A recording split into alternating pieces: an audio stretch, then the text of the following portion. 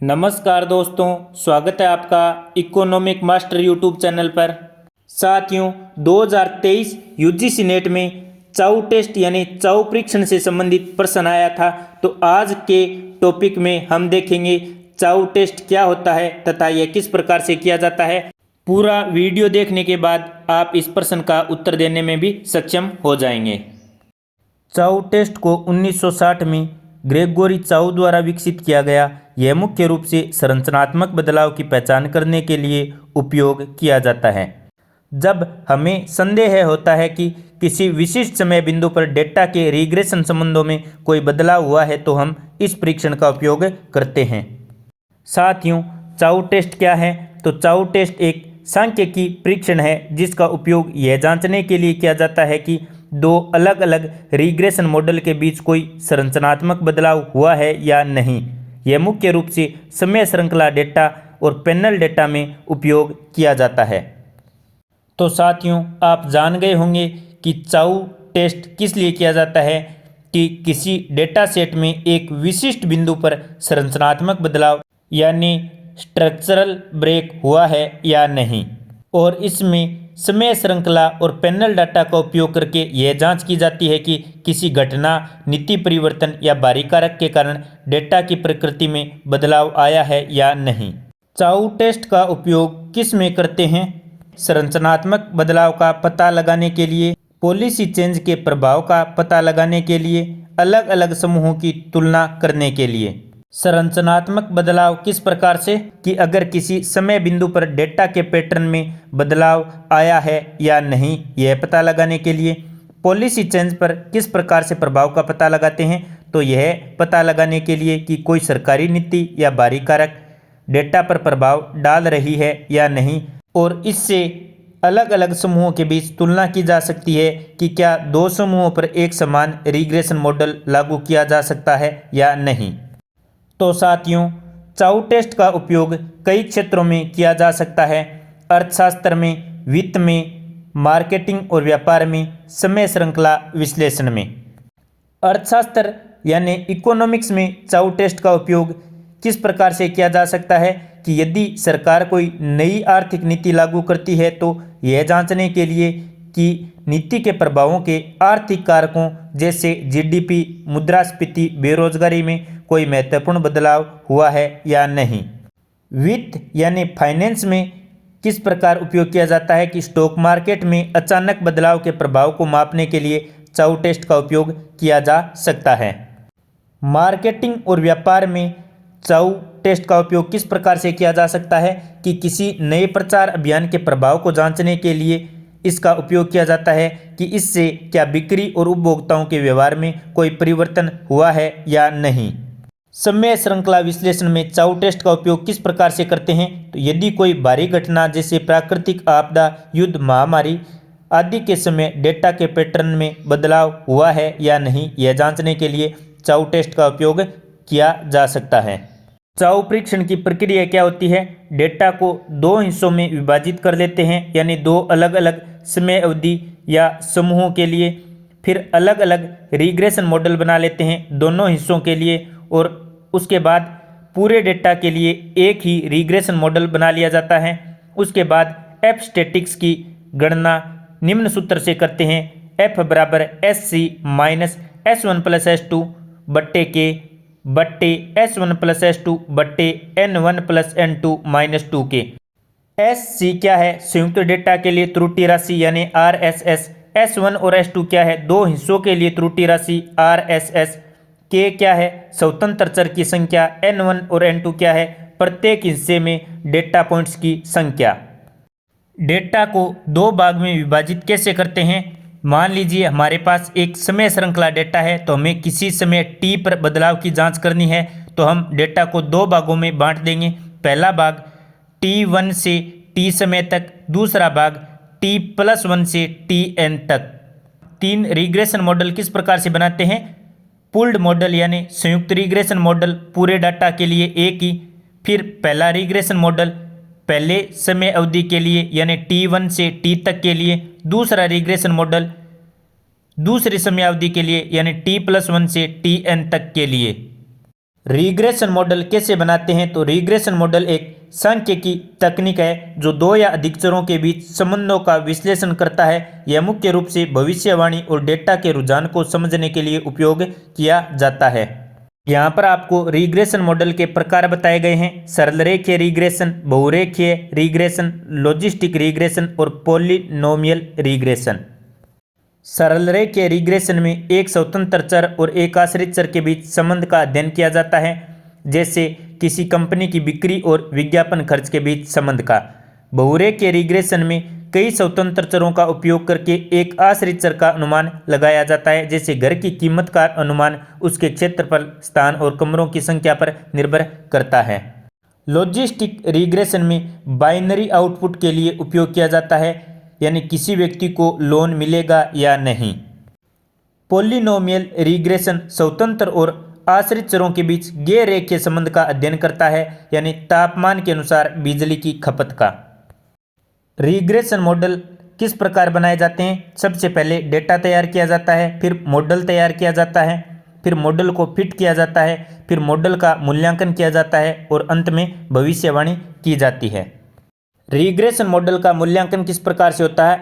Are square score वाला। Model कितना अच्छा डेटा फिट करता है, यानी 1 के करीब अच्छा होता है। एमएससी यानी मीन स्क्वायर एरर, यानी औसतन त्रुटि कितनी होती है, कम होना अच्छा होता है। RMSC root mean square error, यानी एमएससी का वर्गमूल त्रुटि की व्याख्या करना आसान बनाता है। एमएई यानी मीन एब्सोल्यूट एरर, वास्तविक और अनुमानित मानों के बीच औसत अंतर। इसके बाद त्रुटि राशि निकालते हैं, यानी आरएसएस, आरएसएससी, आरएसएस1 और आरएसएस2 तीनों को निकालते हैं। आरएसएससी यानी संयुक्त रिग्रेशन मॉडल के लिए, आरएसएस1 यानी पहले रिग्रेशन मॉडल के लिए, आरएसएस2 यानी दूसरे रिग्रेशन मॉडल के लिए त्रुटि राशि। आरएसएस कैसे निकालते हैं? तो आरएसएस एक सांख्यिकी मानक है जिसका उपयोग यह मापने के लिए किया जाता है कि रिग्रेशन मॉडल डेटा को कितनी अच्छी तरह से फिट किया जाता है। इसे त्रुटि राशि का योगफल भी कहते हैं। आरएसएस निकालने का सूत्र, आरएसएस की गणना इस सूत्र से की जाती है: आरएसएस बराबर सिग्मा वाई आई माइनस वाई आई कैप की स्क्वायर, जहां वाई आई क्या है? वास्तविक मान, वाई आई कैप अनुमानित मान और एन कुल डेटा पॉइंट्स की संख्या। आरएसएस रिग्रेशन मॉडल की गुणवत्ता मापने का एक तरीका है। यदि आरएसएस छोटा है तो मॉडल डेटा को अच्छी तरह से फिट करता है, यदि आरएसएस बड़ा है तो मॉडल डेटा को अच्छी तरह से फिट नहीं करता है। आरएसएस किस प्रकार से निकालते हैं? तो सबसे पहले डेटा तैयार करते हैं। हमारे पास कुछ डेटा पॉइंट्स होते हैं जिसमें स्वतंत्र चर और आश्रित चर होते हैं। एक रिग्रेशन मॉडल बनाते हैं जो y और x के आधार पर अनुमानित करता है, फिर अनुमानित मान निकालते हैं और फिर त्रुटि निकालते हैं और त्रुटि का वर्ग करके उसे जोड़ देते हैं। आरएसएस निकालना एक उदाहरण से समझते हैं। तो इसमें स्वतंत्र चर x है 1 2 3 4, y यानी आश्रित चर है एक्चुअल 2.2, 2.8, 3.6, 4.5 और संभावित y है y कैप 2.0, 2.5, 3.2 और 4। अब एरर निकालते हैं यानी त्रुटि निकालते हैं, तो e बराबर y माइनस वाई कैप, तो 2.2 में से 2 निकालने पर 0.2, 2.8 में से 2.5 निकालने पर 0.3, 3.6 में से 3.2 निकालने पर 0.4 और 4.5 में से 4 निकालने पर 0.5। अब एरर का वर्ग करते हैं यानी ई स्क्वायर करते हैं, तो 0.2 का 0.04, इसी प्रकार से 0.3 का 0.09, 0.4 का 0.16, 0.5 का 0.25। अब आरएसएस निकालने के लिए त्रुटि के वर्गों के योग को जोड़ देते हैं। 0.04 प्लस 0.09 प्लस 0.16 प्लस 0.25 बराबर 0.54 हमारा उत्तर आ जाएगा। और साथियों, त्रुटि राशि निकालने के बाद हम एफ स्टैटिक की गणना करते हैं निम्न सूत्र से जो दिया गया है, और इसके बारे में हम पहले भी बात कर चुके हैं।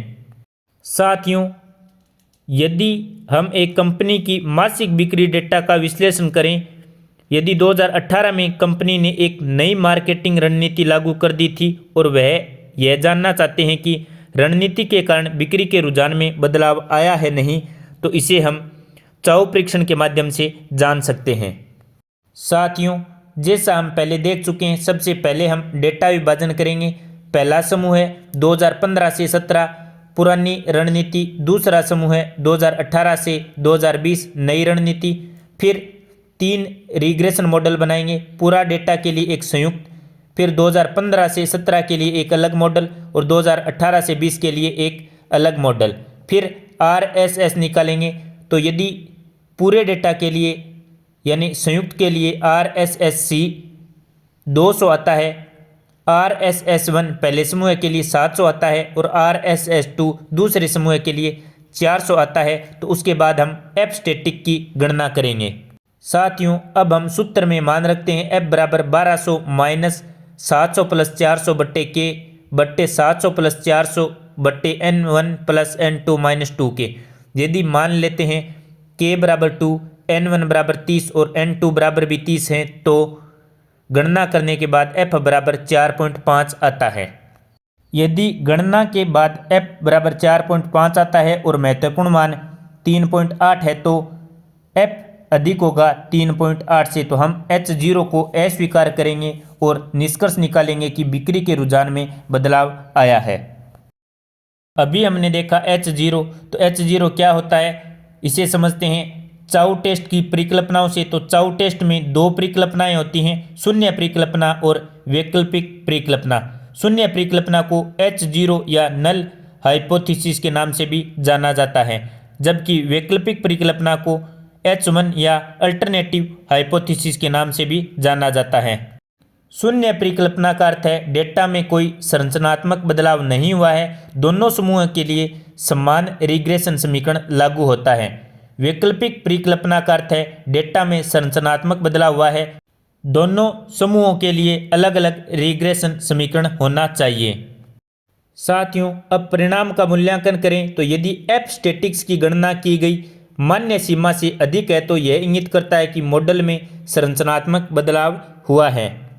साथियों, अंत में हम F स्टैटिस्टिक की तुलना महत्वपूर्ण मान से करते हैं। यदि गणना की गई F स्टैटिस्टिक की पूर्व निर्धारित महत्वपूर्ण मान यानी क्रिटिकल वैल्यू से अधिक है, तो हम शून्य परिकल्पना को अस्वीकार कर देंगे यानी H0 को अस्वीकार कर देंगे। इसका अर्थ होगा कि डेटा में संरचनात्मक बदलाव हुआ है। यदि F महत्वपूर्ण मान से कम है, तो हम शून्य परिकल्पना स्वीकार करेंगे, जिसका अर्थ है कि कोई महत्वपूर्ण बदलाव नहीं हुआ है। साथियों, चाउ टेस्ट की सीमाएं क्या हैं? छोटे डेटा पर प्रभावी नहीं होता, गैर रेखीय को नहीं पहचानता, एक से अधिक ब्रेक पॉइंट की पहचान करने में कठिनाई होती है, विषम लंबाकारता की स्थिति में असंगत परिणाम दर्शाता है। फिर भी साथियों, चाउ टेस्ट के कई लाभ हैं। कौन से हैं? संरचनात्मक बदलाव का पता लगाने में प्रभावी है, सरल और तेज गणना करता है, समय श्रृंखला और पैनल डाटा में उपयोगी है। इससे हम क्या निष्कर्ष निकाल सकते हैं? चाउ टेस्ट एक महत्वपूर्ण सांख्यिकीय उपकरण है, जिसका उपयोग यह जांचने के लिए किया जाता है कि डेटा में किसी विशेष बिंदु पर संरचनात्मक बदलाव हुआ है या नहीं। यह मुख्य रूप से अर्थशास्त्र, वित्त और सामाजिक विज्ञान अनुसंधानों में उपयोग किया जाता है, जहां समय के साथ डेटा पैटर्न का मूल्यांकन किया जाता है। साथियों, 2023 में चाउ परीक्षण से संबंधित यह प्रश्न यूजीसी नेट में आया था, तो इसे देख लेते हैं। चाउ परीक्षण सामान्यतः यह समझने के लिए किया जाता है कि क्या समेकित आंकड़ों पर किया गया एकल प्रतिगमन आश्रित चर और स्वतंत्र चरों के समुच्चय के मध्य संबंध बताने के लिए प्रतिदर्श के 2 उपसमूहों पर पृथक रूप से किए गए उसी प्रतिगमन की तुलना में अधिक दक्ष है। चाउ परीक्षण करने में अंतर्निहित चरण है। तो इसमें चाउ परीक्षण के चरण पूछे गए हैं। ऑप्शन ए में दे रखा है समेकित सैंपल पर प्रतिगमन मॉडल को संचालित करना और RSSP का परिकलन करना। ऑप्शन बी में 2 उप प्रतिदर्शों पर उसी प्रतिगमन मॉडल को पृथक रूप में संचालित करना और RSS1 तथा RSS2 का परिकलन करना। तीसरे ऑप्शन सी में दे रखा है F प्रतिदर्शज का परिकलन। डी में दे रखा है संबंधित स्वतंत्र कोटियों के साथ क्रांतिक F की जांच करना और परिकलित F के साथ इसकी तुलना करना। ई में दे रखा है यदि प्रकलित ऐप क्रांतिक ऐप से कम हो तो H0 को अस्वीकार न करना। और नीचे दिए गए कूट में चुनना है ABCDE या ADCBE या CABDE या CBADE। साथियों, हमने पूरा कॉन्सेप्ट पढ़ लिया है। तो सबसे पहले क्या आएगा, सी, कैलकुलेट द एफ स्टैटिक्स यानी एफ प्रतिदर्श का परिकलन। उसके बाद में क्या आएगा, ए, समेकित सैंपल पर प्रतिगमन मॉडल को संचालित करना और RSSP का परिकलन करना। इसके बाद क्या आएगा, इसके बाद आएगा बी, दो उप प्रतिदर्शों पर उसी प्रतिगमन मॉडल को पृथक रूप में संचालित करना और RSS1 तथा RSS2 का परिकलन करना। इसके बाद क्या आएगा, डी, संबंधित स्वतंत्र कोटियों के साथ क्रांतिक ऐप की जांच करना और परिकलित ऐप के साथ इसकी तुलना करना। और अंत में क्या आएगा, ई, यदि परिकलित ऐप क्रांतिक ऐप से कम हो तो H0 को अस्वीकार न करना। तो इसमें सही ऑप्शन कौन सा होगा, ऑप्शन सी, CABDE सही उत्तर होगा। आशा करता हूं साथियों आपको चाउ टेस्ट समझ में आ गया होगा। आपको वीडियो कैसा लगा नीचे कमेंट में अवश्य बताएं। यदि आपने अभी तक चैनल सब्सक्राइब नहीं किया है तो सब्सक्राइब अवश्य करें, अपने साथियों के साथ शेयर करें। धन्यवाद। जय हिंद, जय भारत।